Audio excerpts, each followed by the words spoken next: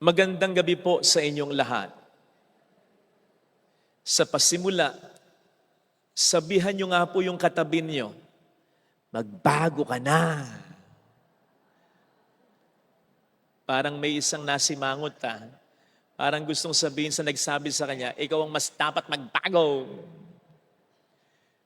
Ginawa po nating intro yan sapagkat ngayon ay pinagdiriwang ng ating inang simbahan ang Conversion of St. Paul, ang pagbabagong buhay ni San Pablo. Dati po kasi, siya'y taga-usig ng mga Kristiyano. Sapagkat yun ang alam niyang best way to defend and to protect Judaism. Ang Judaismo, ang siyang unang totoong relihiyon na sumamba sa nag-iisang Diyos na totoo, kay Yahweh. So nakita ni San Pablo ang Christianity in the early years bilang threat sa Judaism. Kaya sa totoo lang, hindi masamang tao si Pablo. Maganda yung layunin niya. Mali nga lamang yung naging paraan niya. Yung pagkukulang o kasalanan niya ay hindi pagkukulang o kasalanan ng isang masamang tao na nangbubuli, nananakit ng kapwa para ma-feed ang ego. No! Ang kasalanan o pagkukulang ni San Pablo ay hindi para i-feed ang kanyang yabang, kundi i-defend talaga ang Diyos ng lubusan. Yun kasi ang akala niyang tamang paraan until Jesus corrected him. And that changed his focus. That broadened his perspective. Kaya't ang conversion pala has another meaning.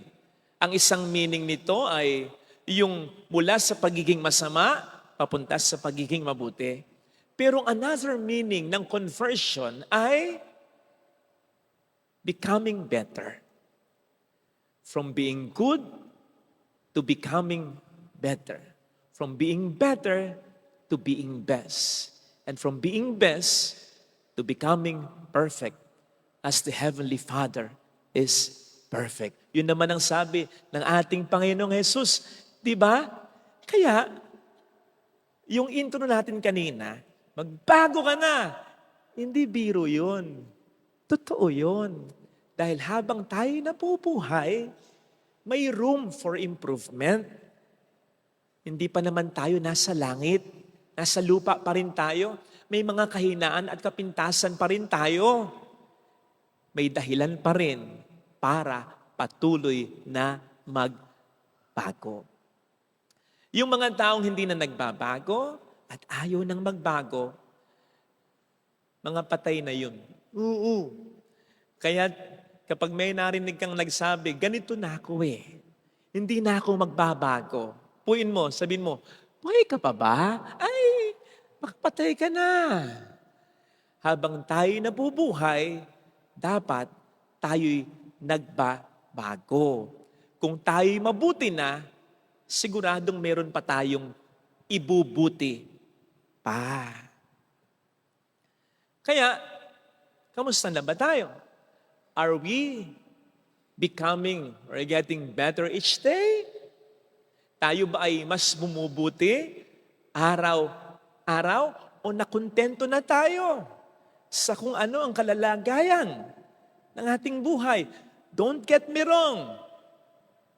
Hindi masama ang makontento sa buhay, lalong-lalo na pagdating sa mga material na bagay. Pero masamang makontento sa mga nais pang magagandang bagay na gustong ibigay ng Diyos sa ating buhay. Maganda yung statement na wala na akong mahiling pa. Okay na ako. Solved na ako. Lalong-lalo na kung totoo talaga. Ibig sabihin nun, hindi ka na naghahangad ng yaman, ng pera. Maganda yon. Ibig sabihin nun, kontento ka na sa takbo ng buhay mo. Masaya ka na. Pero tandaan natin, meron pa tayong isasaya.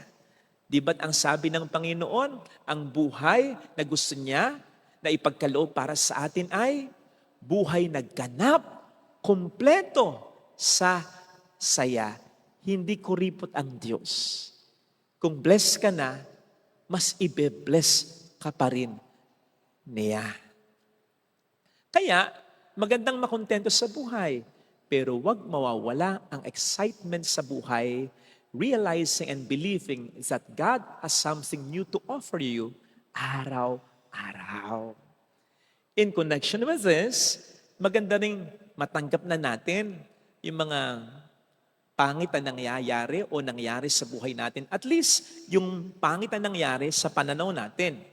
Namatay yung mahal mo, nagkasakit ka ng malubha, o yung mahal mo na hanggang ngayon, hindi pa talaga gumagaling o bumubuti. Yung pagtanggap mo sa ugali ng tao na ang tagal mo nang ipinagdarasal at pinagtitiisa na sana yung magbago, ayaw pa rin magbago. Magandang matanggap natin ang lahat ng ito. Pero hindi tayo dapat mag-resign sa kalungkutan. Tanggap ko na, kaya malungkot na lang ako habang buhay. Hindi. Magandang matanggap. Pero ang buhay ay hindi yan lang. Tanggapin mo, tapos you get over that. Huwag mong tambayan. Iyong lampasan. Hindi ka naman patuloy na bubuhayin ng Panginoon para pahirapan lang. Hindi sadista ang Diyos. Tandaan natin na ang isang term for today is not just now, but present. At pag sinabing present, it's another term for gift. Ang ngayon, ang today, ay isang regalo. Meron ba namang regalong binigay sa atin para pahirapan tayo? Meron ba namang regalong binigay sa atin para paiyakin tayo? Hindi nga ba't ang regalo ay nakapagsusurpresa pa sa, ay, ang ganda naman ito. Ay, akalain mong iniisip niya, kailangan ko talaga ito. Naku, ganun ang regalo. Ganun ang regalo. Ganun ang kaloob ng Diyos sa atin araw-araw. May regalo siya sa kabila ng mga pangit na nangyari sa atin. May regalo siya para maging dahilan ng ating pagtawa, ng ating pagngiti, ng ating pagkakaroon ng pag-asa araw-araw. Let us never miss that.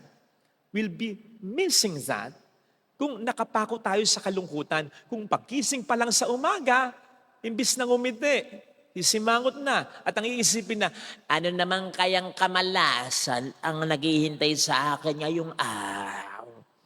Kaya kapag gising at nakita yung biyanan, ay sabi na nga ba, malas talaga. Ay naku, huwag ganyan. Huwag mapako sa kalungkutan. Gusto ko nga po yung detalye ng pagkatawag ni Kristo kay San Pablo sa ating unang pagbasa. Anong sabi dito? Nakakita siya ng isang napakaliwanag na liwanag. Bakit hindi ito magiging napakaliwanag na liwanag? Tanghaling tapat ito Maliwanag ito Yung masilaw ka sa liwanag ng tanghaling tapat, ibig sabihin, bukod doon sa liwanag ng tanghaling tapat, meron pa dong mas maliwanag. Na kung isa-segue natin sa pinag-uusapan natin, in the ordinariness of our daily lives, merong something extraordinary lilitaw dyan. Mula sa pagiging natural and usual, merong lilitaw dyan na unusual. Beyond normal. I mean, something to fire us up and the people around us. Regalo ng Diyos para pasayahin tayo, para bigyan tayo ng pag-asa na makikita lang natin kung tulad ni San Pablo, magiging open tayo sa pagbabago. Na hindi lang ganito ang buhay ko, may mas igaganda pa ito, may mas ibubuti pa ito, may isasaya pa ito. Kaya mga kapatid, magandang itanong natin sa ating sarili, anong area sa ating buhay ang namamatay na o naghihingalo na? Anong area sa ating buhay ang kinakailangan na ng pagbabago? Ng fire, ng bagong buhay. Again, pag sinabing pagbabagong buhay, sa konteksto ng pinag-uusapan natin, hindi nagkaroon ng bagong buhay si San Pablo in a sense na ibang buhay. Hindi, yun pa rin. pero nag-develop lang, nag-improve lang, naging mas mabuti lang. From being a Jew, siya'y naging Kristiyano. Anong area sa ating buhay ang kailangan ng pagbabago? Na hindi kinakailangang palitan, kinakailangang improve lang. Halimbawa, kamusta na yung karir mo? Yung araw-araw na ginagawa mo, ano? May gana ka pa ba? Sa trabaho mo, sa negosyo mo, may fire pa ba? Ang hirap kayo nang nagtatrabaho. Nung wala ka ng gana, dehumanizing na yon. Dapat pag nagtatrabaho ka, mas na-fulfill ka. Sapagkat ang trabaho ay hindi naman talaga kaparusahan sa kasalanan ng ating unang mga No! Kahit naman hindi pa nagkakasala si Eva at si Adan, pinagtatrabaho na ng Diyos si Adan. Kaya't ang pagtatrabaho ay should give us a sense of fulfillment na nakakasabay tayo, nagiging kamanlilikha tayo kasama ng Diyos sa paglinang ng mundong ito. Kapag wala ka ng gana sa pagtatrabaho, oy nako, namamatay ka na, unti-unti, nawawala na yung gana mo. Kamusta yung relasyon natin sa ating kapwa-tao? May fire pa ba? Nandun pa ba yung pagmamahal? Masaya ka pa ba? Hindi ko sinasabi na kung hindi ang sagot nyo, hindi na po ako masaya sa trabaho ko, sa negosyo ko, hindi na po ako masaya sa karelasyon. Magbago ka na ng trabaho, magbago ka na ng karelasyon. Hindi yan. Ano ka magbabago? Kung ang karelasyon mong tinutukoy natin dito ay asawa mo, anak mo, kapatid mo, magulang, hindi ganun. Hindi ganun yun. Ang sinasabi ko, yung pagbabagong buhay, hindi panibagong buhay, pag-i-improve ng buhay. And in that case, pag-i-improve ng focus sa trabaho, pag-i-improve ng focus sa relasyon, at maging sa relasyon natin sa Panginoon. How about sa trabaho? Mag-unwind ka man lang. Libang-libang paminsan-minsan, wag puro trabaho. How about learn new things? Do new things para hindi yun at yun ang ginagawa at iniisip mo. Alam nyo, ako, pag medyo parang nababurnout yata ako, sa totoo lang, magdadagdag pa ako ng trabaho pag nababurnout ako. Totoo. Mas pupunta ako sa jail, mas pupunta ako sa mga may sakit, mas makikinig ako ng problema ng tao, mas magpapakumpisal ako. Para ma-break yung misa lang ng misa. Ganon. Hindi makapagpapapagod sa iyo ang trabaho kapag na-enjoy mo ito at kapag nakatutulong ka sa iba at na-improve mo pa yung sarili mo. Kaya nga maganda rin, although hindi na natin masyadong lengthily pag-uusapan, nakasakto sa interes, sa talento mo, sa gift mo, yung trabaho mo. Huwag mong papasukin ang isang bagay na hindi ka magaling. Na kahit anong gawin mo, ayaw mong gumaling sa area, huwag mo papasukin yun. Kasi hindi mo gift yun. As regards our relationship with others, especially our family, lumabas kayo paminsan-minsan. Hindi yung sa araw-araw, sa linggo-linggo na lang. Trabaho, magkikita, kakain. Pagkatapos kumain, galit-galit na naman. Tulog, bukas trabaho, aral, magkikita, kain. Tulog. Nakamamatay ng relasyon niya. You break the pattern. Mag-insert kayo ng bago. Express your love for them. Not just tell them, may text naman, paminsan-minsan. Abay, mahal, ingat ka. Huwag pababayaan yung sarili mo. Yung mga hindi mo dating sinasabi, ginagawa, gawin mo. Gawin mo. Huwag mong hintayin na yung iba yung gumawa. Gawin mo, ikaw yung mag-break ng pattern ng yun at yun na lang, ganun at ganun na lang. Come on. Naintindihan ko yung ano ba ito?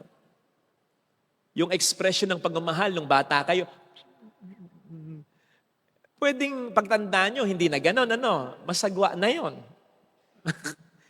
Pero, dapat may ibang expressions ng pagmamahal. Okay? Hindi nawawala dapat yung expressions. Lalong-lalo na yung pagmamahal. Iba-iba na nga lang yung expressions. Sa relasyon sa Diyos, wag puro dasal. Huwag puro simba.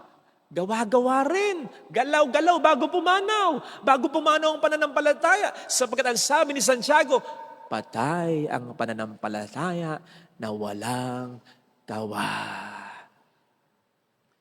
So, dapat may pagbabago. Kasi ang isa sa palatandaan ng buhay na buhay ay nagbabago, umuunlad, pati na buhay na pananampalataya. Sana lang yung pagbabago, hindi lang personal, Pagdasal din natin na sana communal. Sana hindi lang tayo, sana lahat. Dito na lang sa atin, sana lahat ng Pilipino.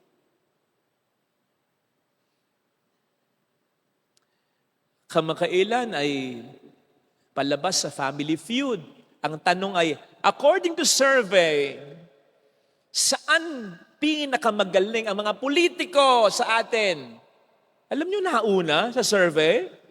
Mambola! Mangako! Susunod, alam niyo kung ano? Hindi ko na kailangan sabihin. Alam niyo na eh.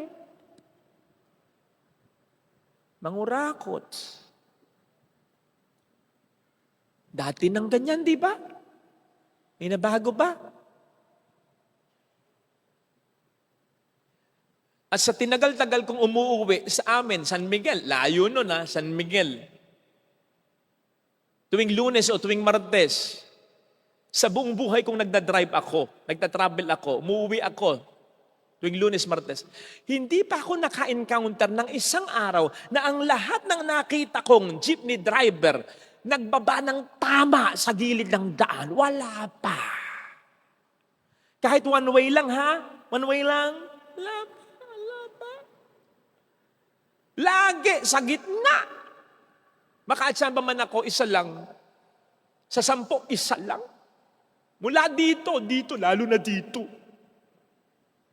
Buisit. At ano sabi ni Chris Martin? Tama ba, Chris Martin? Ate Julie, Chris Martin ba? Hindi mo ba alam yon? Yung Coldplay, tama?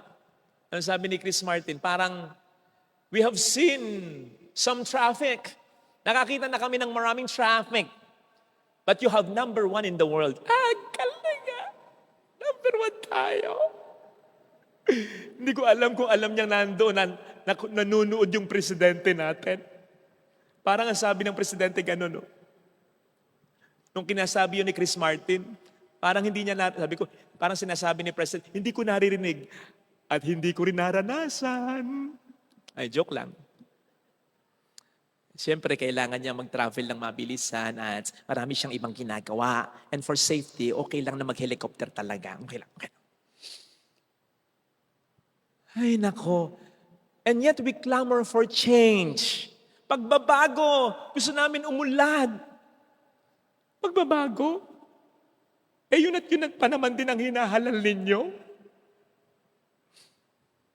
Pagbabago, modernization of jeep, dapat i-modernize ugali ng driver ng jeep.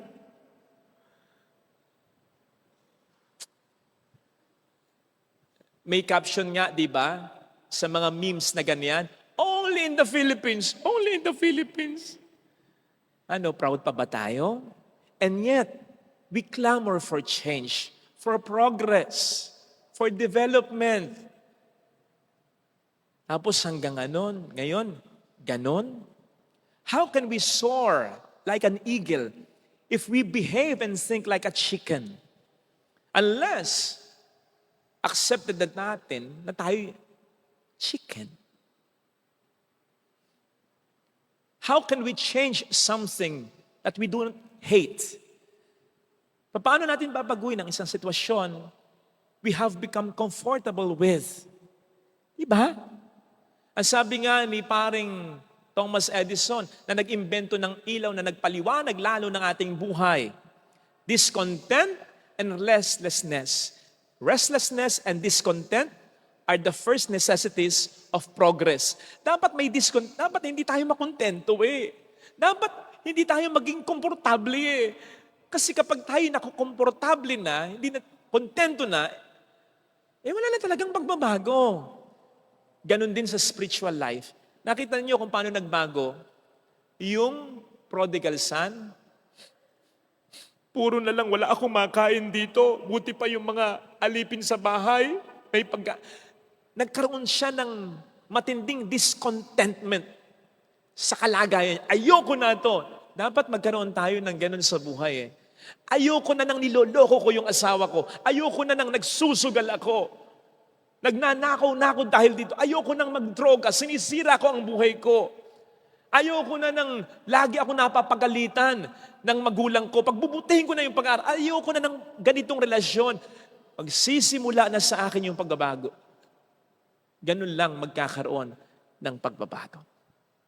Kaya sana, hilingin po natin ang biyayang ito. Para sa atin, para sa kapwa natin, para sa bayan natin. Pagbabago.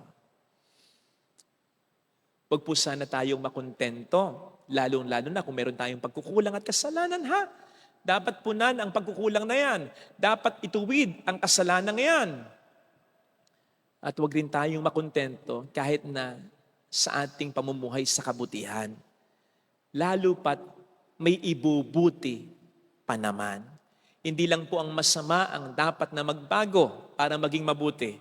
Ang mabuti rin para mas lalo pang maging mabuti. Hindi lang po ang malungkot ang dapat na magkaroon ng pagbabago at maging masaya.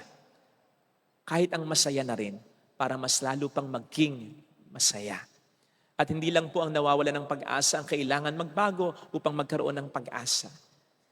Kailangan ding magbago araw-araw nang may pag-asa na upang mas lalo pa siyang magkaroon ng pag-asa nang sa gayon ay maging pag-asa rin siya ng iba. Ito sanang hilingin nating biyaya sa ating banal na misa. Ilagay natin ang ating kanang kamay sa tapat ng ating puso.